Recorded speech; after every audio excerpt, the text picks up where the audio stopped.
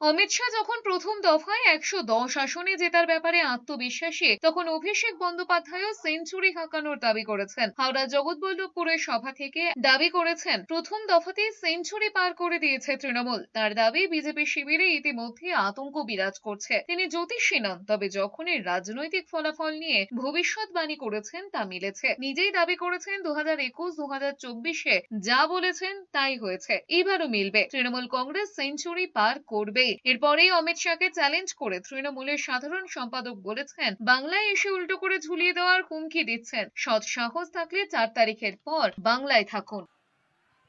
আমি রাজনৈতিক ভবিষ্যৎবাণী করি না, কিন্তু যখন করি মেলে। আপনারা দেখেছেন 21-এও মিলেছে, 24-এও মিলেছে, 26-এও মিলবে। আমি আপনাদের বলে দিয়ে যাচ্ছি, তৃণমূল কংগ্রেস কাল সেঞ্চুরি পার করে দিয়েছে। আর 10